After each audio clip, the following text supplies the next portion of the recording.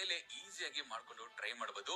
ಇವತ್ತಿನ recipe video ಬಂದು ಬಿಸಿಬೇಳೆಬಾತ್ ಬಗ್ಗೆ ಹೇಗ್ ಮಾಡೋದು ಅಂತ ನೋಡಿದ್ರೆ, ಮೊದಲಿಗೆ ಈ ಅಕ್ಕಿ ಮತ್ತೆ ಬೇಳೆನ ಚೆನ್ನಾಗಿ ವಾಶ್ ಮಾಡಿ ಕುಕ್ಕರ್ ಅಲ್ಲಿ ಹಾಕೊಳ್ಳಿ. ಆಮೇಲೆ ತರಕಾರಿನ ಚೆನ್ನಾಗಿ ವಾಶ್ ಮಾಡಿ ಹಾಕೊಂಡ್ಮೇಲೆ ನೀರ್ ಸ್ವಲ್ಪ ಹೆಚ್ಚಿಗೆ ಹಾಕೊಂಡು ರುಚಿಗೆ ತಕ್ಕಷ್ಟು ಉಪ್ಪನ್ನ ಆಡ್ ಮಾಡ್ಕೊಂಡ್ಮೇಲೆ ಒಂದು ವಿಸಿಲ್ ಕುಕ್ಕರ್ ಪ್ರೆಷರ್ ಗೆ ಇಡಬೇಕಾಗುತ್ತೆ. ಅದಾದ್ಮೇಲೆ ಈ ಕಡೆ ಒಗ್ಗರಣೆಗೆ ರೆಡಿ ಮಾಡ್ಕೊಬೇಕು. ಕಾದ ಬಾಣ್ಲಿಗೆ ಒಂದ್ ಸ್ವಲ್ಪ ಎಣ್ಣೆ ಮತ್ತೆ ತುಪ್ಪ ಹಾಕೊಂಡ್ಮೇಲೆ ಒಗ್ಗರಣೆಗೆ ಸಾಸಿವೆ ಹಾಕೊಳ್ಳಿ. ನಾನಿಲ್ಲಿ ಶೇಂಗಾ ಅಂದ್ರೆ ಕಡಲೆ ಬೀಜ ಕೂಡ ಬಳಸಿದ್ದೀನಿ. ಈರುಳ್ಳಿ, ಕರಿಬೇವು, ಅದ್ರ ಜೊತೆಗೆ ಬ್ಯಾಡಗೆ ಮೆಣಸಿನಕಾಯಿ ಹಾಕೊಂಡು ಚೆನ್ನಾಗಿ ಫ್ರೈ ಮಾಡ್ಕೊಬೇಕಾಗುತ್ತೆ. ಆಮೇಲೆ ಕಟ್ ಮಾಡಿರ್ತಕ್ಕಂಥ ಕ್ಯಾಪ್ಸಿಕಮ್ ಪೀಸಸ್ ಮತ್ತೆ ಟೊಮೆಟೊ ಪೀಸಸ್ ಎಲ್ಲ ಆಡ್ ಮಾಡ್ಕೊಂಡು ಚೆನ್ನಾಗಿ ಫ್ರೈ ಮಾಡ್ಕೊಬೇಕಾಗುತ್ತೆ. ನಾನಿಲ್ಲಿ ಕೊನಾರ್ಕ್ ಹೋಮ್ ಮೇಡ್ ಪ್ರಾಡಕ್ಟ್ಸ್ ಅವರ ಬಿಸಿಬೇಳೆಬಾತ್ ಪೌಡರ್ ನ ಯೂಸ್ ಮಾಡಿದೀನಿ. ನಾನೊಂದ್ ಸ್ವಲ್ಪ ಸ್ಪೈಸಿನೆಸ್ ಮತ್ತೆ ಮಸಾಲಾ ಭರಿತವಾಗಿರ್ಲಿ ಅಂತ ಒಂದ್ ಸ್ವಲ್ಪ ಹೆಚ್ಚಿಗೆ ಬಳಸಿದೀನಿ. ನೀವು ಕೂಡ ನೋಡ್ಕೊಂಡು ಆಡ್ ಮಾಡ್ಕೊಳ್ಳಿ.